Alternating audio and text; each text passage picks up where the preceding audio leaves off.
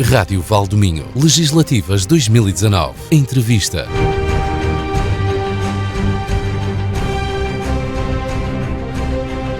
Boa tarde, bem-vindos ao especial Legislativas, Rádio Valdominho. É aqui que por estes dias passam os grandes artistas, os grandes artífices, o mesmo que dizer os cabeças de lista dos principais partidos pelo Círculo Eleitoral de Viana do Castelo às próximas legislativas. No total são 20, escolhemos 5, os 5 mais votados neste círculo eleitoral nas eleições legislativas de 2015.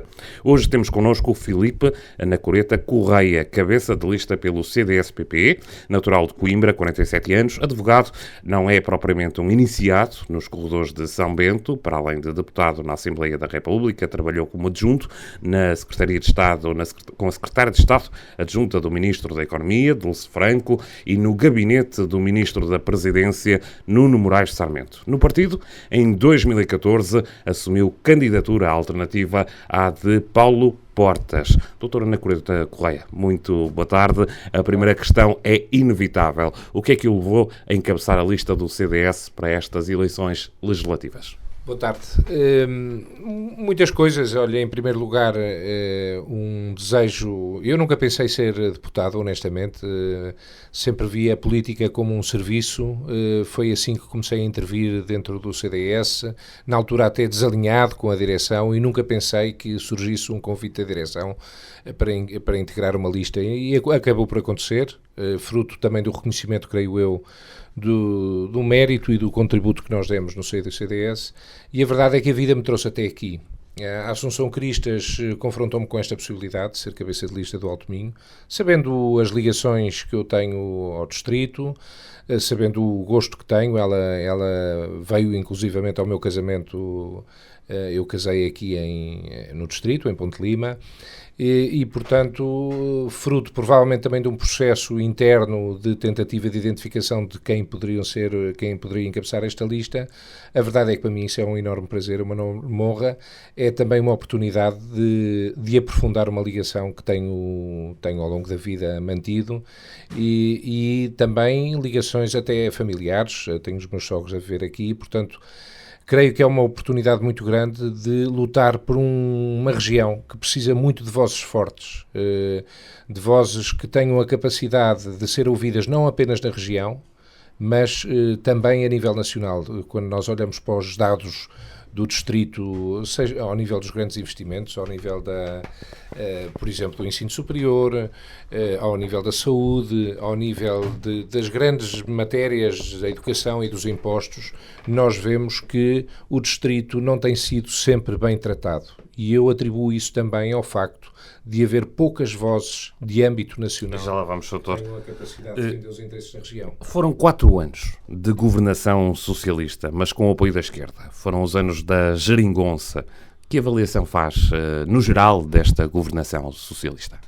Naturalmente que eu não posso fazer uma avaliação boa. Enfim, também não quero entrar no discurso demasiado político ou demasiado partidário. Há aspectos que se tem que reconhecer.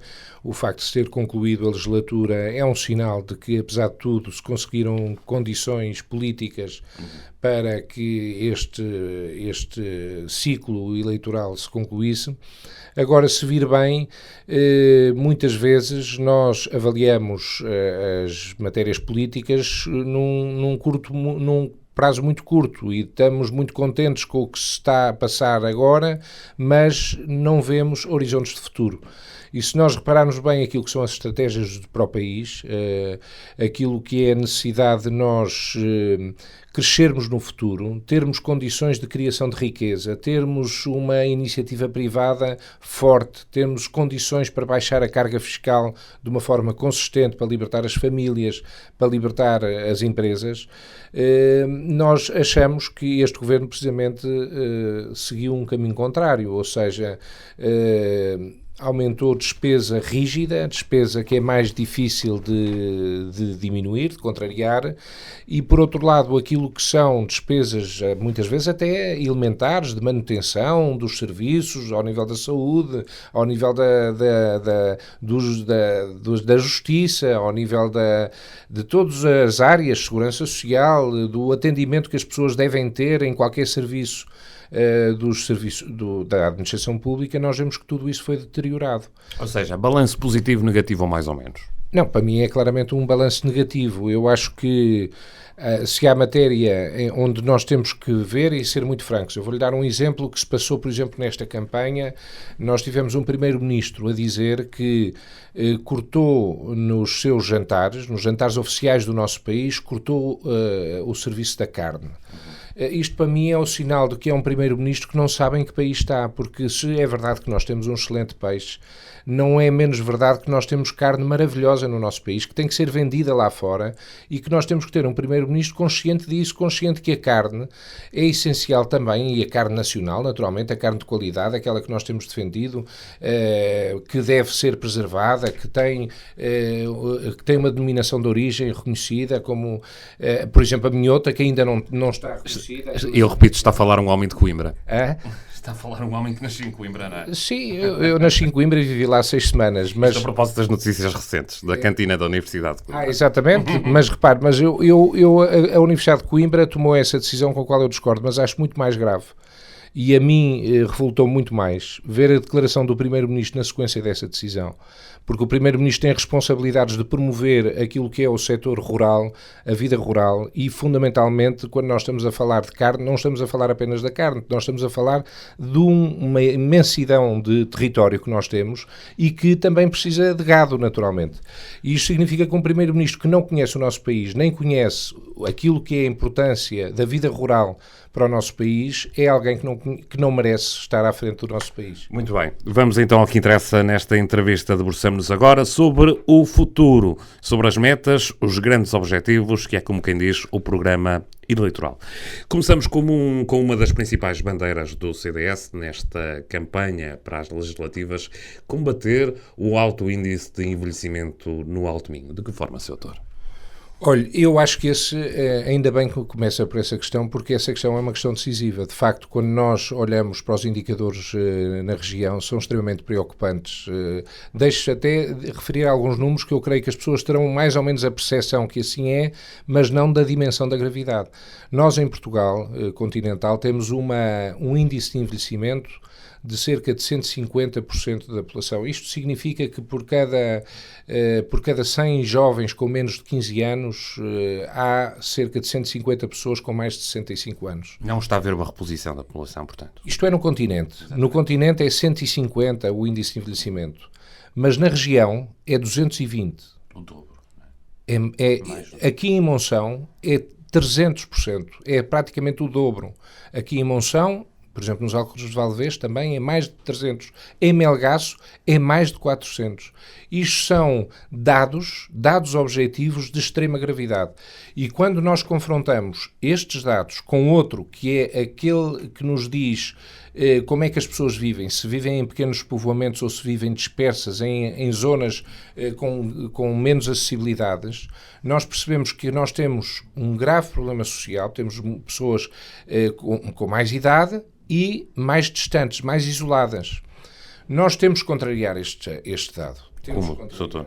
O CDS tem lutado muito por isso, tem lutado há muitos anos para que haja políticas efetivas de natalidade. Sem dúvida que esse é um aspecto fundamental, e eu acrescento às políticas de natalidade aquilo que me parece que deve ser uma aposta, nomeadamente aqui na região, que tem a ver com o ensino superior. Quando nós comparamos o investimento do ensino superior no Instituto Politécnico de Viana do Castelo com os investimentos que têm acontecido noutras regiões, por exemplo, em Bragança, ou em Braga, ou no Porto, ou em Vila Real, nós vemos que o investimento do ensino superior na região é manifestamente baixo, é quase 1/3 do que é em Braga e em Vila Real, é quase metade do que é em Braga, por exemplo. E em Bragança, por exemplo, é mais 60%. do que é aqui na região. Porquê é que eu identifico este problema como um problema grave? Porque muitos dos nossos jovens, e o nosso indicador de envelhecimento está associado a isso, muitos dos nossos jovens começam por ir para fora da região para estudar.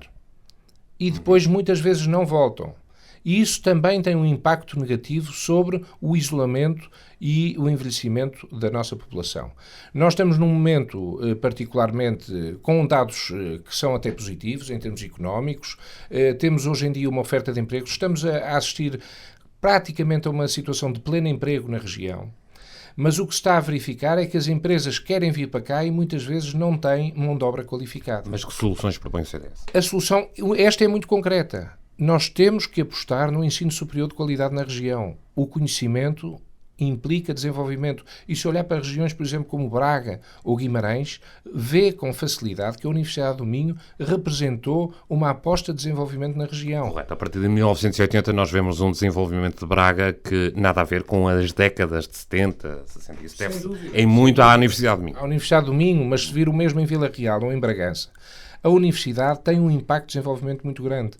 E se há matéria onde aqui na região do Minho nós temos que dar mais atenção, tem claramente a ver, em nosso entender, com uma aposta que tem que ser muito maior no ensino superior. E com certeza também agregando aquilo que são as universidades vizinhas, porque se nós olharmos, por exemplo, para a nossa vizinha Galiza, nós verificamos que tem um ensino superior de qualidade, uma aposta forte, e ela própria está muito interessada em ter portas de entrada. Doutor, mas aquelas medidas do chequezinho para beneficiar a natalidade, o cheque que se dá às famílias com mais filhos, isso já não está a funcionar, pois não? Bem, eles nunca, em bom rigor, nós nunca vimos isso de uma forma clara, de uma forma manifesta. Agora, se me está a perguntar se é por causa de dinheiro ou de um cheque à nascença que as pessoas têm mais filhos, eu diria que todas as medidas, e elas estão estudadas, quer cá em Portugal, quer no estrangeiro, todas as medidas somam, nenhuma é decisiva em si.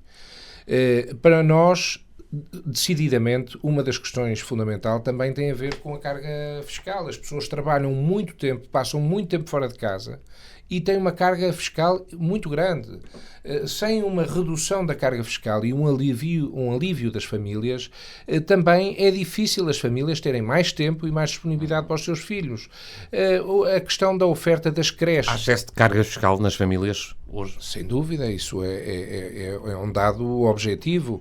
E eu estou à vontade para falar. Às vezes parece que são os políticos que têm sempre os objetivos muito simpáticos, mas... Tem 4 filhos, não é? Eu tenho 4 filhos e venho... E aqui no distrito, repare bem, aqui no distrito o CDS tem a condução da Câmara de Ponte Lima e tem sido extremamente coerente com este objetivo. Nós somos... O CDS, quando o governo em Ponte Lima, é a única Câmara do Distrito que devolve os 5% de IRS que poderia reter para si. Isto é um sinal muito grande, com um impacto de milhões de euros para a Câmara, mas que a Câmara prefere devolver aos contribuintes porque acredita que isso é um fator de enriquecimento e de capacidade de chamar mais gente para a Vila e para o Conselho, e tem-no conseguido, e acho que as pessoas conhecem, na percentagem de impostos das receitas totais da Câmara de Ponte Lima está bastante abaixo da média do distrito, são cerca de 14,5%. E isso significa que há uma aposta do CDS quando tem a responsabilidade de condução de políticas, quando tem essa oportunidade, aposta mais no alívio da carga fiscal, na promoção da iniciativa privada, acreditamos mais que quem tem que ser o motor do país tem que ser as empresas, tem que ser as famílias, e esse é sem dúvida também um grande contributo para a natalidade e para o desenvolvimento de uma região. E daqui saltamos para a educação, Sr. Doutor. Este mandato fica marcado pela requalificação de várias escolas no país inteiro. Que balanço faz de todo este processo? Aqui, essa é uma matéria que é cara naturalmente ao ministro que é da região. e que procurou também trazer alguma requalificação para a região, e naturalmente que tudo o que venha para a região nós temos que saudar, nós temos que ficar contentes. Quando nós gostamos de uma realidade e vemos que ela pode ser beneficiada, nós ficamos contentes com isso. Agora, também não temos ilusões relativamente à educação, não se esgota na questão da qualificação, requalificação dos estabelecimentos de ensino. Nós queremos uma aposta maior na qualidade, estamos muito mais empenhados em assegurar que temos boas escolas e escolas que conseguem colocar os nossos alunos nas melhores universidades do que em ter bons estabelecimentos. Para nós, boas escolas é ter bons alunos, não é ter boas paredes. São os alunos que fazem as escolas e, nesse aspecto, creio que, por exemplo, alguns sinais que foram dados, por exemplo, em Âncora, e não só, mas dando o exemplo de Âncora com a cooperativa que havia de ensino, a Corensis, onde se preferiu claramente enfraquecer uma escola que tinha provas dadas para ir para um ensino público que não estava preparado para receber os alunos, que depois levou a que muitos alunos acabassem por ser transportados já não para o concelho de Caminha, mas para outro concelho de Viana do Castelo, e, portanto, em nome de questões ideológicas, creio que se apostou menos na qualidade e apostou-se mais noutras agendas que eu creio que não favorecem os alunos nem as famílias. O ensino profissional, Sr. está na linha da frente do CDS? Sem dúvida, um ensino profissional é absolutamente decisivo e aí também há muito a fazer. Nós visitamos várias empresas aqui na região e todas elas nos dizem que muitas vezes é preciso reforçar a articulação do ensino superior com as necessidades das empresas. E nesta altura, como disse já, numa altura de grande crescimento e de perspectivas de crescimento, até pelo facto de estarmos também a beneficiar da proximidade em relação à Galiza, de oportunidades que estão a surgir para as empresas, é muito importante nós criarmos condições para termos ensino qualificado, e essa, repare, é uma aposta do CDS desde a primeira hora. Mesmo ontem perguntava-me numa rádio nacional se eu tivesse que indicar uma aposta do CDS para a questão do emprego, qual era? E eu disse precisamente o ensino profissional, porque nós temos um problema de produtividade no nosso país, ou seja, a rentabilidade que nós retiramos das horas de trabalho. Quanto dinheiro, digamos assim, de uma forma simples, quanto dinheiro se retira de uma hora de trabalho? Ora, a forma de aumentar este indicador é precisamente pela formação e pela formação profissional. Nós acreditamos que muito há a fazer aí, que este governo fez muitos cortes, recebemos muitas queixas de muitas empresas que precisavam de dar formação aos seus quadros e não tinham meios para o efeito, e isso significa o quê? Significa que a mão de obra é menos qualificada, está menos preparada, por isso tem menos rentabilidade e assim é mais difícil aumentar os salários, que é esse o objetivo de qualquer políticas públicas a este nível. Já falamos de educação, seguimos agora para a saúde. Começamos aqui com um caso bem perto, doutor. Estamos mesmo a escassos metros, há um centro de diálise em Monção, está pronto, mas não abriu. É chocante essa realidade que eu tenho acompanhado. Devo-lhe dizer que nesta matéria, como noutras, como eu já aqui falei, do ensino superior, por exemplo, aquilo que se verifica é que, de uma forma geral, o gasto médio per capita em saúde é manifestamente inferior àquele que se verifica em termos médios nacionais. E porquê é que isso acontece num distrito, numa região que é extremamente envelhecida? É uma pergunta que nós não sabemos dar resposta.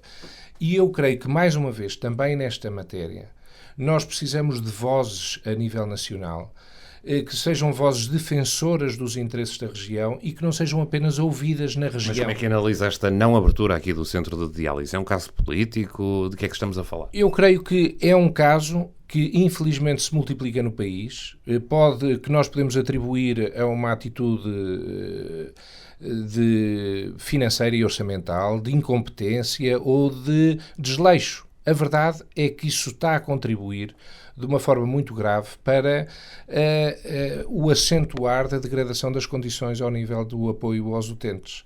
E isso não pode acontecer, mas repara, a mim não me interessa apenas analisar a questão ou ser ouvido na região sobre ela. O que me interessa é que esta mensagem chegue aonde tem de chegar. E para isso parece-me que é fundamental nós termos vozes na região que sejam ouvidas não apenas na região, mas também fora dela. Eu lembro-me, nós tivemos em tempos o engenheiro Daniel Campelo, era alguém que defendia profundamente os interesses da região, mas que era também ouvido a nível nacional. Fazia isso de uma forma muito eficiente e muitas vezes aquilo que nós vemos, seja ao nível da saúde, seja ao nível da educação, seja ao nível do ensino superior, é que temos algumas pessoas e algumas forças partidárias a chamar a atenção para problemas, mas que não chegam. Olhe, por exemplo, a propósito do lítio também. Já lá vamos. São matérias onde nós precisamos de ter vozes fortes que são ouvidas em Lisboa ou no Porto, onde há os centros de decisão, para que se chame a atenção e se ponha fim a estas situações. Em declarações recentes à Rádio Valdominho, disse que o Governo olha para o setor social com desconfiança. Isso é um dado que me tem chegado um pouco por todo lado onde tenho andado, nas instituições que tenho visitado. Muitas instituições se queixam de uma caça à multa. A Segurança Social, em vez de visitar e se aproximar do setor social com um espírito de parceria, procurando perceber como é que os procedimentos podem ser melhorados, com certeza com exigência, é isso também que nós defendemos, mas em vez de o fazer dessa forma, vai como se fossem uns inspectores, como se o setor social fossem uns malfeitores e que tivessem que preencher uma burocracia que não corresponde à natureza própria do setor social. Acho que há um excesso de burocracia. E repare, aqueles indicadores que eu lhe dei há pouco sobre o envelhecimento demonstram claramente que sem o setor social nós não conseguimos corresponder às necessidades de grande parte da população. Sem uma ligação entre o setor de saúde e o setor social, na rede de cuidados continuados, nós não conseguimos estar ao lado da população, ao lado das necessidades da população. E aí lamento, acho que há neste governo, de uma forma geral, esta maioria de esquerda tem defendido uma estatização, um reforço do Estado. Veja, por exemplo, as propostas de alguns partidos para as creches, onde querem acabar com a rede que existe, como se fosse possível o Estado dotar-se de meios equivalentes ao do setor social, com o mesmo custo e com o mesmo nível de resposta. É totalmente impossível, é totalmente irrealista. E eu creio que faltam vozes também a defender o setor social, não por si, mas por todas as pessoas a quem ele serve e é absolutamente determinante no dia-a-dia. Vamos às acessibilidades e transportes. Falta a conclusão da eletrificação da linha férrea entre Viana do Castelo e Valença. De que forma é que o CDS vê esta matéria? É mais uma matéria onde os prazos têm todos derrapados. Como sabe, esse era um processo que já devia estar concluído no final do ano passado e, afinal de contas, ainda não se perspectiva a sua conclusão. Nós, apesar de tudo, queremos que não é apenas uma matéria de conclusão, mas é de perceber quais são os efeitos práticos que isso vai ter, porque, por exemplo, em relação à conclusão da ligação para poder haver um intercidades entre Viana do Castelo, a verdade é que se prometeu muito e, afinal de contas, ela está concluída, mas também não representou uma grande mais-valia em termos de ganho de tempo e de regularidade do serviço de comboios. Portanto, também parece aqui que há muitos anúncios e depois pouca concretização. Os cidadãos não sentem, e os autominhotos não sentem diferenças significativas. Portanto, nós não podemos ir em cantigas, os autominhotos não vão em cantigas, são normalmente muito prudentes e normalmente quando se começa aqui a embandeirar em arco e com muita música, nós percebemos que o artista não é um bom artista. Ligações, cita do Herman, não é? Ligações rodoviárias, como é que estamos? Aí eu acho que olha, é uma matéria em que naturalmente nós não podemos deixar de reivindicar mais uma vez aquilo que foi o mérito da intervenção política do engenheiro Daniel Campelo, do CDS, e que deixou na região traços que todos nós hoje reconhecemos quando andamos ou na A27 ou na A28 ou passamos a Ponte de Lavradas entre Ponte da Barca e Arcos. Mas se calhar aqui é a 202, a Estrada Nacional 202. É isso que eu ia dizer, quer dizer, eu acho que foi um deputado que se bateu por muito e deixou traço, mas isso não está concluído e nós defendemos também como proposta no nosso programa que Monção deveria ter uma ligação mais eficiente entre Melgaço, Arcos, Ponte da Barca, ligando depois ao distrito de Braga, nomeadamente a Vila Verde. E creio que essa obra, que é uma obra que não tem que ser por autoestrada, eu creio que um IC seria já um avanço muito grande, permitiria ganhar muito tempo e permitiria também criar uma circularidade e uma ligação rodoviária entre todos os concelhos que hoje ainda creio que é insuficiente. Depois vem aquela história. São concelhos pouco povoados, de pouca densidade populacional. Isso é desculpa? Não, não é. Na verdade, não é desculpa, pelo contrário. Eu acho que se nós queremos contrariar a desertificação do interior, nós temos que contribuir para as reais condições. E repare que nós hoje assistimos a alguma indústria que é muito promissora, por exemplo, já que estou aqui no Val do Minho, é inevitável falar do Alvarinho, que é um produto que se pretende de grande exportação e que está em grande afirmação, e sem acessibilidades também não é possível nós desenvolvermos os serviços, as empresas, as indústrias. Nós queremos e entendemos que é absolutamente decisivo para esta região o desenvolvimento de laços com a vizinha Galiza, onde tem-se assistido a fenómenos muito diferentes, mas muito promissores em termos empresariais, e nós também queremos beneficiar dessa riqueza. Para isso, já que fala na Galiza, durante esta legislatura, uma deputada do PSD propôs a ligação rodoviária entre Caminha e Laguardia. Uma ligação rodoviária por ponte, seja por ponte ou por qualquer outra maneira. O que é que pensa dessa matéria? Já existe a ligação em Cerveira, não é? E creio que, enfim, aliás, de resto... Cerveira Tominho, mas seria Caminha-Laguardia. Caminha-Laguardia. Mas diretamente. Aliás... Uma ponte ou qualquer outra maneira, não é? Faz sentido uma ligação entre Caminha e Galiza? Eu acho que... Sinceramente, aliás, se não me engano, esse projeto chegou mesmo a ser aprovado. Há um projeto de 3 pontos, uma delas já concluída, que estaria ligada, uma delas seria pedonal, se não estou em erro, e sinceramente, eu acho que há muitas matérias que interessam muito aos altominhotos, mais do que uma visita. Laguardia, como sabe, é um lugar importante do desenvolvimento da cultura gastronómica e do marisco e dos viveiros. Agora, eu acho que há, podendo ser uma obra importante, acho que há outras que são muito mais prioritárias para os altominhotos.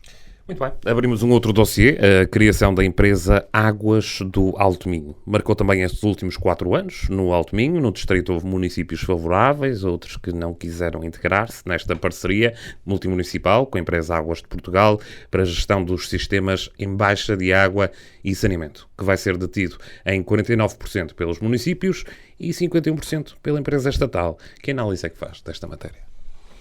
Nós ontem visitamos a Resi Lima, que tem aqui também uma central de tratamento de resíduos equivalente, onde o modelo é exatamente esse, foi privatizado a 51% e 49% é detido pelos municípios, e creio que o modelo em si é um modelo que tem sido acompanhado em vários países, tem dotado até de alguma eficiência determinados setores, e não me parece que esteja um modelo em si errado.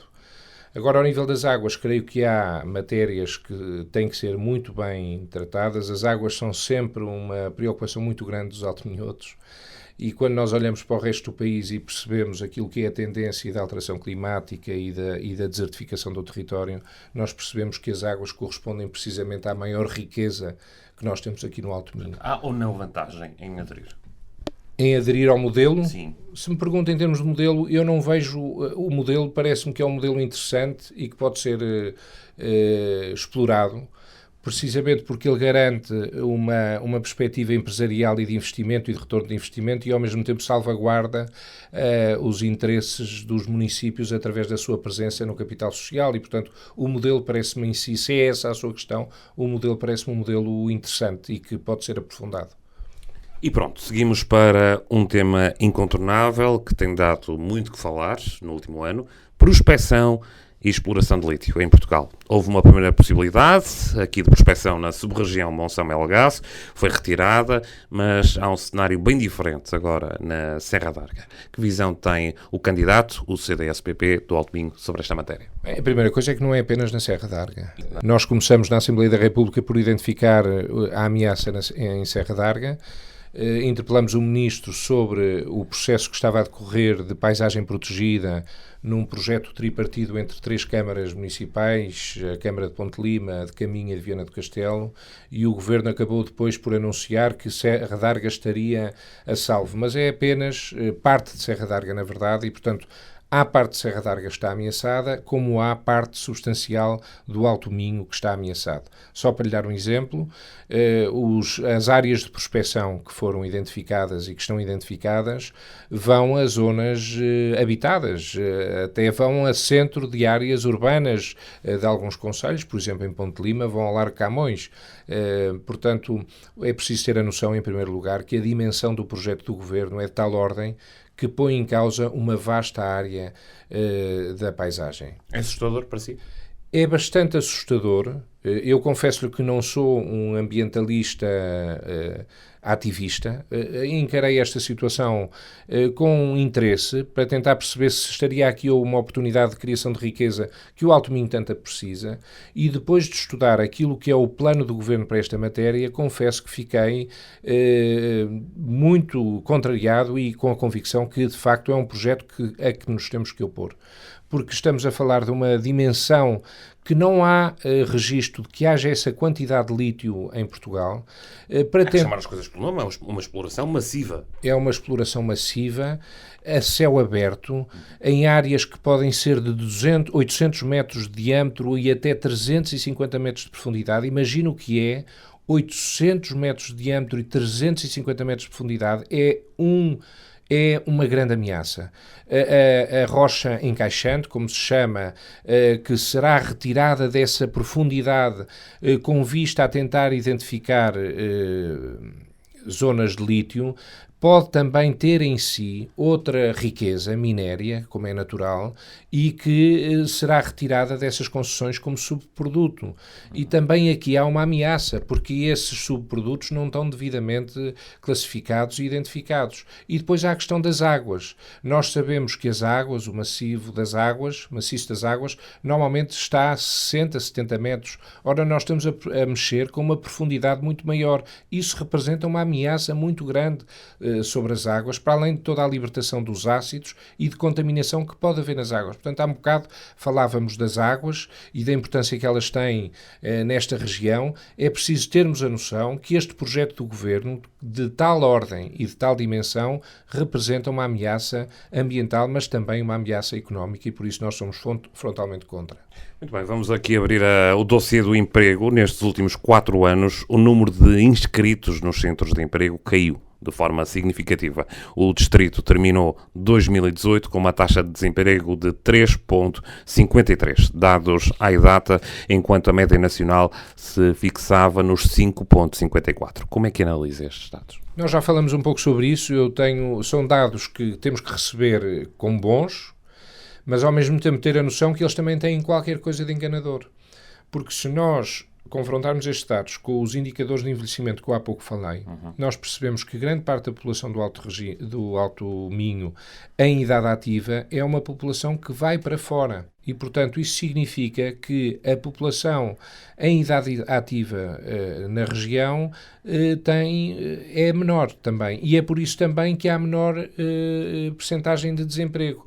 Nós temos que ter uma política efetiva de capacidade de captação de talentos que venham de outras regiões para a nossa, e também de a capacidade que as pessoas encarem a possibilidade de ficar na região e, desde logo, no ensino superior não tenham que ir para fora. Essa é uma aposta do CDS e estou convencido que é absolutamente decisiva para o nosso futuro, porque esses dados indicam aquilo também que muitas empresas nos dizem, é que não têm tido mão de obra para muitos trabalhos que têm. E deixe-me acrescentar a isso aquilo que ainda ontem alguém me dizia numa instituição instituição particular de solidariedade social, é que em profissões humanamente muito duras, como é, por exemplo, o acompanhamento de idosos ou doentes ou de pessoas com deficiência mais grave, e são normalmente mal remuneradas, quando há um contexto como este, as primeiras instituições a sentirem falta de pessoal são essas, porque há oferta de emprego melhor remunerado e mais fácil noutras profissões. E, portanto, isso também representa um aspecto social que nós não podemos deixar de enfrentar, porque sem as IPSS nós não deixamos de dar resposta a uma parte significativa da nossa população e certamente aquela que é mais frágil e que é mais necessitada. Setor, em termos de zonas empresariais, de desenvolvimento empresarial, o distrito está ainda desequilibrado? É necessário equilibrar as coisas entre alguns concelhos? Nós somos defensores que deve haver sempre prudência nos investimentos, mas ainda ontem tive a oportunidade de verificar em visitas em Ponte Lima que as áreas empresariais e industriais do concelho estão já a precisar de ser aumentadas. E isso é um bom sinal, eu acho que sempre esse é o tipo de investimento público que multiplica investimento privado e representa um ganho para a região. E cada concelho, cada região deve fazer essa avaliação de uma forma criteriosa, não embarcar em megalomanias, nem em projetos que muitas vezes granjeiam alguma popularidade momentânea, mas depois podem não ter o retorno que se deseja. Muito bem, na reta final desta entrevista, focamos-nos agora no próximo dia 6 de outubro, dia de eleições legislativas no Alto Minho, que em 2015 apresentou uma taxa de abstenção a rondar os 50%. A abstenção é uma preocupação para o CDS? É uma grande preocupação e eu faço aqui um grande apelo às pessoas que venham votar e independentemente do partido, que acreditem, confiem, bem sabendo as desilusões que muitas vezes existem, mas quem não vota não se pode queixar. E eu, se me permite aqui fazer também um apelo muito concreto relativamente àquilo que me parece que é decisivo para o futuro. Nós na região precisamos de vozes fortes, de vozes que defendam os nossos interesses e que sejam audíveis, que sejam ouvidas não apenas da região, mas também a nível nacional. Está confiante para estas legislativas? Há um receio do CDS perder o único deputado do Alto Minho que tem na Assembleia da República? Não. Há uma tomada de consciência que isso é uma possibilidade, porque quem vota é que decide e quem não vota também decide pela abstenção. Agora, o que nos parece é que é fundamental, e nós reconhecemos isso, os altominhotos sempre foram pessoas sensatas, prudentes, nunca embarcaram em cantigas e sempre quiseram dar força à democracia que se tem ao CDS. Quando isso não aconteceu, isso foi mal para a região, porque repare, quando nós temos dois partidos que têm uma voz garantida, o Partido Socialista, o PSD, tem uma voz garantida, mais deputado, menos deputado, isso está assegurado. Mas se há o CDS que perde essa voz, é a região que perde, porque em vez de termos 3 vozes, nós temos 2 vozes. E sempre que foi assim, a região perdeu. O engenheiro Daniel Campelo foi uma pessoa que conseguiu contrariar isso, somou a sua voz às vozes da região e isso foi um ganho para a região e, portanto, a minha convicção é que se as pessoas acharem que é importante o CDS manter uma voz da região e defesa a nível nacional, se acharem que é fundamental para a região ter muitas vozes e mais vozes, e nomeadamente a voz do CDS, eu faço um apelo que votem como fizeram no passado. E a juventude votará? Como é que anda a juventude hoje? Aliada da política, não quer saber? Tenho visto tudo na rua, tenho encontrado muitos jovens e muitos dizem-me eu não quero saber, eu não voto, e depois conversando um bocadinho tenta-se mudar um bocadinho isso. Eu acho que é fundamental nós termos a noção que nós infelizmente na região não temos a juventude que queríamos, gostávamos de ter muito mais juventude, mas é fundamental mobilizar essa juventude para o compromisso que eles têm com a região e com a sua comunidade. Nós temos que aprender que a nossa vida, e os jovens em fase de formação têm que ter essa noção, que a nossa vida não se circunscreve ao nosso metro quadrado. Nós temos um dever de ir para além do nosso jardim, de ir para além da nossa rua, de ir para a cidade, de ir para a região. E isso faz-se também na política. A política é um serviço para isso. E depois também se faz para além do tempo, não se faz só apenas nesta hora em que estamos a falar, não se faz apenas nesta tarde ou nesta semana, faz-se para além do tempo. Nós temos uma responsabilidade com os nossos filhos, com as gerações que vêm.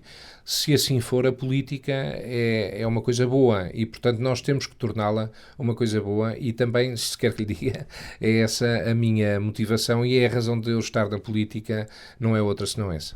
Para fecharmos, Dr. Filipe Ana Correta Correia, cabeça de lista do CDS, por Viana, às próximas eleições, uma mensagem ao eleitorado altominhoto. Uma mensagem ao coração. Aos altominhotos tem que se falar ao coração, mas também tem que se falar à inteligência e à razão. Nós temos que ter a noção de que nós precisamos de chamar a atenção para o Alto Minho. O Alto Minho é uma região que é impossível não ficar, não se sentir parte dela, não ficar apaixonado por ela. Os nossos visitantes sempre ficam maravilhados, mas depois ao nível nacional nós vemos que tem pouca atenção. Como é que isso pode acontecer? Como é que ao nível da saúde, ao nível da educação, ao nível do ensino superior, porque é que nós chamamos tão pouca atenção? Eu acho que isso tem a ver com o facto dos altominhotos normalmente dependerem pouco do Estado, serem muito despachados, arrumarem a sua vida, não estarem à espera dos outros. Mas a verdade é que, de alguma forma, isso tem comprometido investimentos que nós precisamos. E para isso nós precisamos de vozes fortes. Eu acredito que humildemente, mas dentro daquilo que tenho, dentro daquilo da capacidade de trabalho, da entrega que faço às coisas, da paixão, acredito que poderia ser uma voz importante a favor dos altominhotos e a favor da região. Portanto, não peço apenas que vão votar em mim, mas peço sobretudo que quando votarem e se votarem em mim, pensem em si, pensem em cada um, nas suas famílias e pensem que é importante ter deputados que os defendam também na Assembleia da República. A mensagem de Filipe Ana Correta Correia, cabeça de lista do CDS, por Viana do Castelo, às eleições legislativas do próximo dia 6 de outubro. Um CDS que quer continuar a manter uma voz centrista do Alto Minho no hemiciclo de São Bento, um CDS que quer mais e melhor qualidade de vida para os altominhotos. Eu sou Miguel Rocha, volto amanhã com nova entrevista e um novo cabeça de lista. Rádio Valdominho, Legislativas 2019. Entrevista.